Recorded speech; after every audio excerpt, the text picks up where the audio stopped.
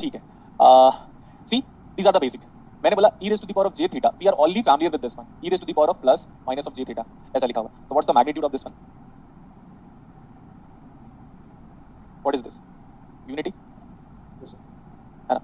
What is the phase of e raised to the power of, ऐसे मैंने लिख दिया minus of j theta, minus लिखा इस बार, प्लस प्लस नहीं लिखा। तो j को छोड़कर जो भी नजर आएगा, j को छोड़कर, आयोटा को छोड़कर जो भी नजर आएगा, तो फेज कितना है इसका? गुड। j को छोड़कर जो भी नजर आएगा सबका सब फेज है। फिर आप बोलोगे सर ये तो यूलर, मैं तो इसको यूलर रिप्रेजेंटेशन बोलता हूं और आप लोग शायद तक आइलर बोलते हो, है ना? एक्सपेंड करो उसको, एक्सपेंड करोगे तो क्या लिखोगे? cos theta plus minus of j sin theta. So देखो अभी ये सब जानते हो, लेकिन फिर भी मैं क्यों पढ़ा रहा हूं? क्योंकि जिस दिन मैं इलेक्ट्रॉनिक्स में न्यूमेरिकल सेट करूंगा तो ये सब बेसिक यूज होगा, और फिर इलेक्ट्रॉनिक्स और मैथ्स को रिलेट करने की आपकी आदत नहीं है, इसीलिए मैं बार बार बेसिक पे फोकस कर रहा हूं। What is real part of e raised to the power of j theta? ये भी अपने को पता है। And what is imaginary part? तो j को छोड़कर imaginary part of e raised to the power of j theta, so that is coming out as sin theta। ठीक है, ये भी हो गया। j को छोड़कर जो भी फेज ना, जैसे मैंने लिखा है what is the angle of e raised to the power of j minus 50, तो एंगल क्या आएगा इसका? फेज बताओ, फेज या एंगल? गुड। तो j को छोड़कर जो भी नजर आया वो फेज है -50 degree. And what is the magnitude of this one? Magnitude कितना है? मैग्नीट्यूड कितना है? यूनिटी। मैग्नीट्यूड यूनिटी, ठीक है, 1। इसको ना बहुत सारे लोग, बच्चे लोग लिखते नहीं इसको, उसको लिख डालेंगे इसको। अरे भाई एग्जांपल आपको दिया गया है, तो आपकी रिस्पांसिबिलिटी है कि आप लिखो, हर चीज को कॉपी में लिखो, जितना बोर्ड पे मैं लिखता हूँ। अच्छा, अब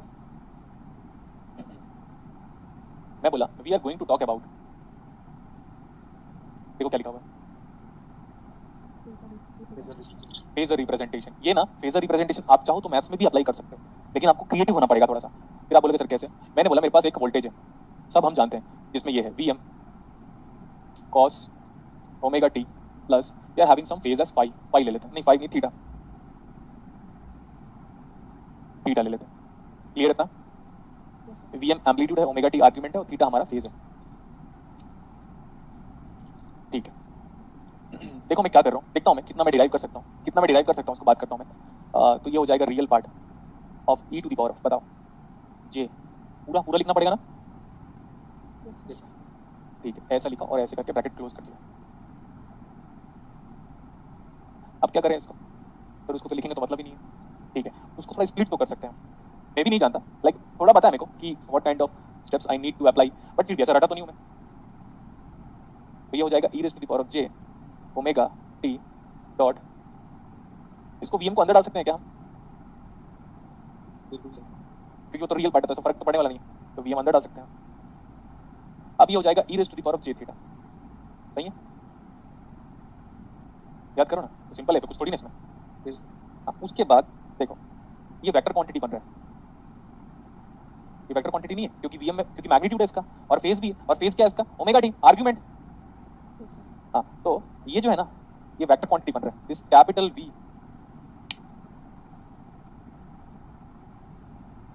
is it representing a vector quantity? Yes sir. Vm था, ठीक है, Vm तो वेक्टर क्वांटिटी हो गया ये अभी, तो कैपिटल V से चेंज कर दो, कैपिटल V से चेंज कर दो, तो ये Vt हो गया। तो क्या हो जाएगा ये? V real part e raised to the power of j theta. इसको आप कैलकुलेटर में पोलर फॉर्म में कन्वर्ट करते थे।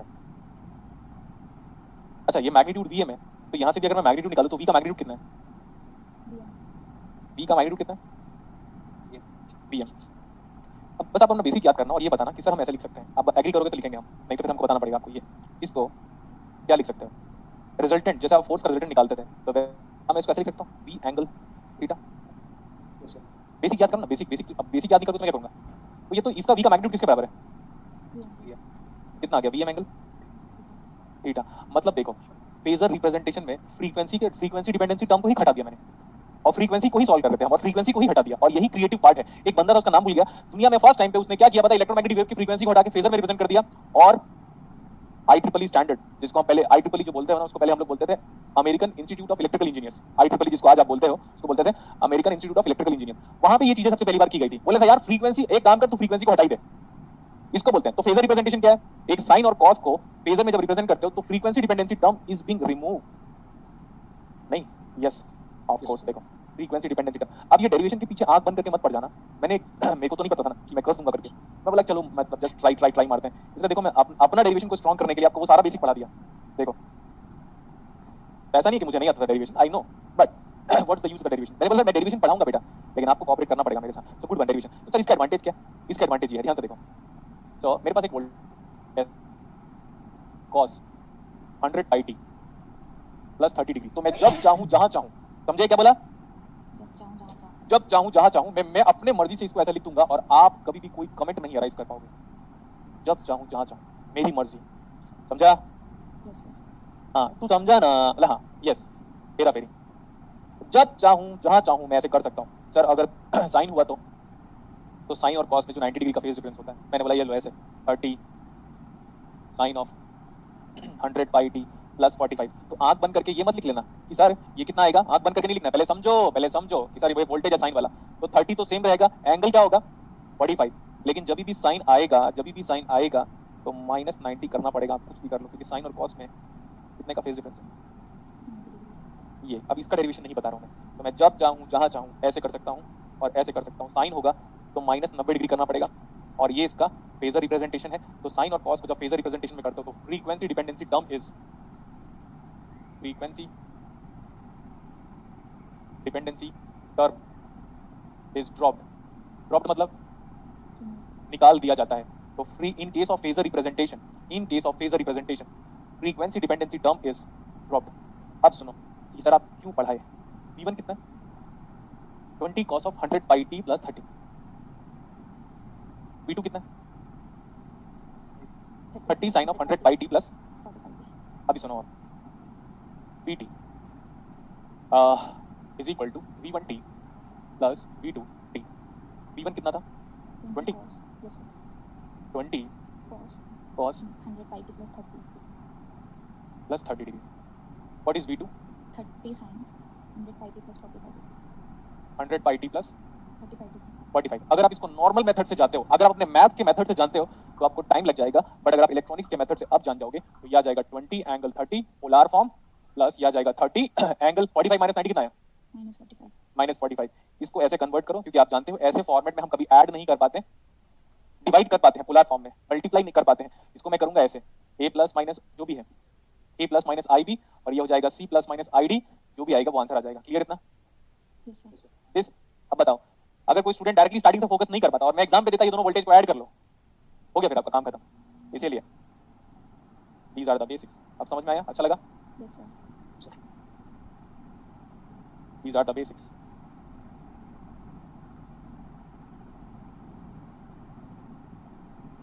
अरे 100 देखो ये इंपॉर्टेंट चीज है कि अगर यहाँ पे देखो अरे फ्रीक्वेंसी डिपेंडेंसी टर्म को ही ड्रॉप कर दिया यार आधी दुनिया कहाँ रहती है अभी फ्रीक्वेंसी कितना बताओ ओमेगा कितना अभी 12 इसका भी ओमेगा उतना ही होना चाहिए तब ये रूल एप्लीकेबल दोनों का फ्रीक्वेंसी क्या होना चाहिए इक्वल इक्वल अब इमेजिन करो ये 50 पाई है ये 50 पाई है आंसर में कोई चेंज आएगा नो सर नो चेंज अरे जब ये लिख दिया हूं तो भी बच्चे देखो पता है इतना होशियार बनेंगे जब मैं लिख दिया हूं frequency dependency term is dropped तो टेक्स्ट में डाउट पूछने की नीड क्या है जब ये लिखा हुआ है ना इंग्लिश आता है ना हिंदी आता है क्या आता है आपको व्हाट्सएप का ही लैंग्वेज आता है क्या व्हाट्सएप में प्राइवेसी खत्म हो गई बता दिया देख लो हाँ व्हाट्सएप का लैंग्वेज आता है तो व्हाट्सएप के तुम्हारे वाले लैंग्वेज को मार्क जुकर पर बैठ के पढ़ रहा होगा ऐसे अरे आसान भाषा में बताया है हाँ अगर अलग अलग फ्रीक्वेंसी हुई तो मत ऐड करना इस मेथड से क्लियर यस सर अगर अलग अलग फ्रीक्वेंसी हुई तो मत ऐड करना इतना एपिक तो आज तक लाइफ में कभी नहीं पढ़ा सर जहां पना आप ग्रेट हो हाँ ये कमेंट अच्छा था लास्ट पेज दिखाएं ये लास्ट पेज नोट कर लो जल्दी लास्ट पेज नोट करो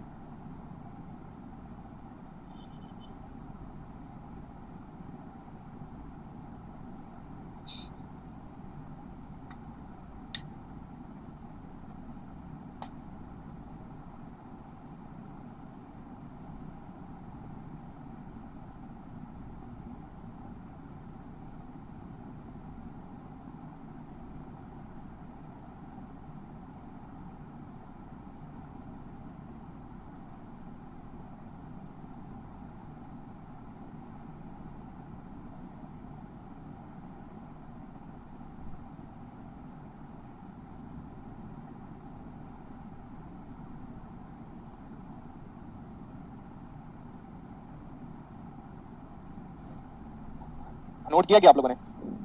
Yes, sir. Yes, sir. अच्छा देखो बेटा, अगर आप हर चीज को प्रॉपर्ली नोट कर रहे हो ना तो आपको प्रॉब्लम नहीं होगा। तो फेजर रिप्रेजेंटेशन की क्या बात है पता है? जब आपके पास क्या बोलेगा पता है, कल ये फिल्टर है, आउटपुट फ्रीक्वेंसी पूछेगा, तो मैं फ्रीक्वेंसी को ऐसा सोचूंगा नहीं, मैं डायरेक्टली फेज वेज के बारे में और मैग्नीट्यूड के बारे में बात करूंगा। और आने वाले टाइम पे हमें ना मैग्नीट्यूड और फेज से ही फर्क पड़ेगा, क्योंकि होगा क्या पता है, आप जानते हो मैंने क्लास में एक छोटा सा PQRS वाला एक क्वेश्चन कराया था। मैंने बोला था बेटा फ्रीक्वेंसी बदलता नहीं है, अगर सपोज इंडक्टर में फ्रीक्वेंसी 2 हर्ट्ज की दे रहे हो तो कैपेसिटर में सेम फ्रीक्वेंसी जाएगी। एक टॉपिक में करा रहा था वहां पे KCL केवल यूज करके, तो मैंने बार बार बोला था बेटा कि L और C फ्रीक्वेंसी को बदलते नहीं है, याद है किसी को? Yes, sir. तो जो भी इनपुट की फ्रीक्वेंसी दोगे वही कैपेसिटर की फ्रीक्वेंसी होगी, वही इंडक्टर की फ्रीक्वेंसी होगी। तो फ्रीक्वेंसी से क्या फर्क पड़ा हमें? बेसिकली मैग्नीट्यूड से फर्क पड़ा और फेज से फर्क पड़ा, और हम लोगों ने इसको फेजर फॉर्मेट में कन्वर्ट कर दिया, तो बात खत्म हो गई। अब टाइम नाउ। 257. हाँ अरे वाह, ये कॉम्प्लीमेंट अच्छा है। हाँ सर, आपने हर चीज को काफी इजी बना दिया, पढ़ते वक्त मुझे अच्छा लगता है, thank you. And you make the class like a roller coaster. Sir in the expression omega angular frequency is constant. अरे कांस्टेंट नहीं, सेम यार। कांस्टेंट कैसे बोल सकते हो भाई? कुछ भी यार, जो इसकी फ्रीक्वेंसी वही इसकी फ्रीक्वेंसी है, दोनों की फ्रीक्वेंसी सेम होगी। तो आप ऐड और सब्ट्रैक्ट, एक गाय एक भैंस ऐड करो। एक गाय, अब तो ऐड कर लेंगे ना। मैं इतने इतने इतने अच्छे विचार वाले स्टूडेंट को पढ़ा रहा हूँ, क्या करूँ मैं? इतने अच्छे, इतने मोदी जी क्या बोलते हैं, इतने टैलेंट को क्या बोलते हैं, इतने कुशल स्टूडेंट है हमारे पास कि एक गाय एक भैंस को ऐड कर ले रहे हैं हम लोग। जब कह रहा हूँ कि फ्रीक्वेंसी सेम होना चाहिए तो बोलता फ्रीक्वेंसी कांस्टेंट होनी चाहिए। अरे यार सेम होना चाहिए, इसको 1000 हर्ट्ज ले ले, उसको 1000 हर्ट्ज ले ले, ऐसा मैं बात किया। कल मैं पढ़ाऊंगा basic trigonometry, clear? Yes, sir. और उस एक बार ये खत्म हो गया ना तो मेरा हेडेक वाला पार्ट ये खत्म हो जाएगा। देखो ध्यान से, क्योंकि देखो जिस चीज को मैं इतना स्ट्रॉन्ग कर रहा हूँ उसके पीछे बात तो होगी, क्योंकि जिस दिन ये AC वाला टॉपिक खत्म हो गया, ये लास्ट टॉपिक है, इसके बाद आपका फिल्टर वाला पार्ट भी और फेज वाला पार्ट भी, साइनसोइडल स्टेडी स्टेट एनालिसिस, ये वाला sinusoidal steady state analysis, RLC। अभी RLC फिर पढ़ना पड़ेगा अपने को, क्योंकि मैंने जो पढ़ाया था RLC वो DC था। अब जो RLC पढ़ाऊंगा वो AC होगा, कि फ्रीक्वेंसी की क्या क्या इफेक्ट है, इंडक्टर में वोल्टेज आगे चलता है कि करंट आगे चलता है, कैपेसिटर में वोल्टेज आगे चलता है कि करंट आगे चलता है, इसके बारे में आपको नेक्स्ट क्लास में पढ़ाया जाएगा। 2 क्लास में AC खत्म हो जाएगा, फिर सीरीज RLC का AC एनालिसिस बस पढ़ाऊंगा, पैरेलल RLC नहीं पढ़ाऊंगा मैं, उसकी एज सच उतने न्यूमेरिकल्स नहीं आएंगे, बट मेरे को बिकॉज़ टाइम स्केर्सिटी भी है और हमें स्टार्ट करना पड़ेगा diode.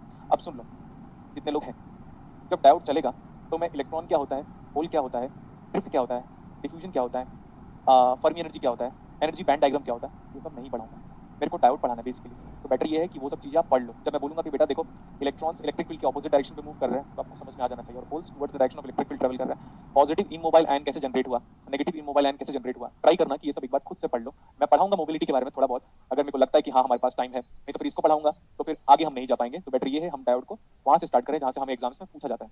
Clear? Yes, sir. Yes, sir. ठीक है, तो चलो सी यू नेक्स्ट क्लास। किसी को डाउट तो आई थिंक होगा नहीं। Yes, sir. एक मिनट ना, एक स्टूडेंट कुछ बोल रहा है, वेट कीजिए। तो मेरे को ना व्हाट्सएप करके डाउट मत पूछो, बता दिया हूं मैं, ठीक है?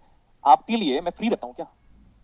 No, अभी sir. क्लास खत्म हुआ मैं टेस्ट पे बनाऊंगा, डाउट सेशन रखा जाएगा, जैसे डिस्टिल का पेपर हुआ था तो डिस्टिल का टेस्ट डिस्कशन रखा गया था। मेरे को व्हाट्सएप ज्यादा करोगे ना, पर्सनल नंबर डिस्क्लोज होने की वजह से ऐसा होता है कि दिन भर मैं सबके डाउट ही क्लियर करता रहता हूँ। देखो भाई, जो इंसान सुबह से लेकर अब तक क्लास ले रहा है, मैं डाउट नहीं क्लियर करूंगा ऐसे नहीं बोलता, बट आपको लगता है कि सिर्फ हम अकेले डाउट पूछ रहे हैं, बट जैम का बैच, नेट का बैच, कंप्यूटर साइंस का बैच, फिर इलेक्ट्रिकल का बैच और इलेक्ट्रॉनिक्स का बैच सब डाउट पूछ रहा है भाई। तो मैं किसको किसको क्या रिप्लाई करता रहा? मैं अगर व्हाट्सएप ऐसा लगा गया तो दुनिया मुझे देखने लगेगी कि तो दिन भर व्हाट्सएप में लगा रहता है ना, तो फिर गलत मीनिंग निकालेगी उसके बाद, समझो आप?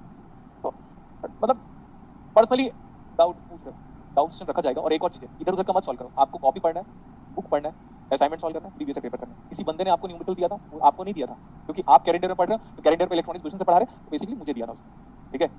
Yes, sir. ये तेज रखो अपना। और एक और चीज है, अभी हम सीख रहे हैं, ये लर्निंग स्टेज में हो आप लोग, Yes, और sir. लर्निंग स्टेज में एक्सपेरिमेंट नहीं किया जाता। एग्जाम्पल के लिए एलॉन मस्क जब वो लर्निंग स्टेज में था तो रॉकेट लॉन्च कर रहा था, कितने बार फेल हुआ। जब वो सीख गया तो देखो अभी, तो फेलियर खुद एक बार एक्सेप्ट करो। लर्निंग स्टेज पे है एंड हम रिस्क उठाएंगे न्यूमेरिकल का, फिर डिमोटिवेट हो गया और कुछ नहीं हो गया। बेटर ये है जो असाइनमेंट दिया है उसको करो, ठीक है? व्हाट्सएप नहीं करेगा मुझे कोई, जेन्युइनली सर ये क्वेश्चन बता दो, ये क्वेश्चन बता दो, सर नोडल बता दो, मैथ्स बता दो। भाई डाउट सेशन रखा जाएगा तो मैं बता दूंगा। नेटवर्क थ्योरी जिस दिन खत्म होगा, सबको पता है कि जिस दिन नेटवर्क थ्योरी खत्म होगा तो कुछ दिन के बाद टेस्ट रखेंगे, तो जिस दिन टेस्ट होगा मैं अक्सर पूछता हूं डाउट है तो बताओ, डाउट है तो बताओ, तो वो टेस्ट पेपर की प्रिपरेशन करो ना। किसी भी, अब कुछ लोग क्या करेंगे पता है, 12th क्लास में IIT-JEE ने जो क्वेश्चन पूछा होगा ना, तो उनसे उस टाइम पे नहीं बना था जब वो खुद 16-17 साल के थे। कौन सा? यही वाला। और क्या होगा, DC ट्रांजिएंट 12th क्लास में IIT-JEE में पूछा होगा तो उनसे उस टाइम पे नहीं बना था, तो अब सॉल्व करेंगे भाई। अब वो तुझे नहीं पूछा जाएगा, अब तुझे पूछा जाएगा MSc पॉइंट ऑफ व्यू से, ठीक है? चलो bye bye. Bye, sir. Thank you. मेरी खुद की भी पर्सनल लाइफ होती है यार, डाउट ही क्लियर करता रहूं। Bye bye. डिस्कल का टेस्ट 19 क्वेश्चन करवा दो। अच्छा बेटा नेक्स्ट क्लास में कराएंगे, ठीक है? डिस्कल का टेस्ट का 19 क्वेश्चन नेक्स्ट क्लास में याद दिला दीजिएगा, ठीक है? शिवानी और अजय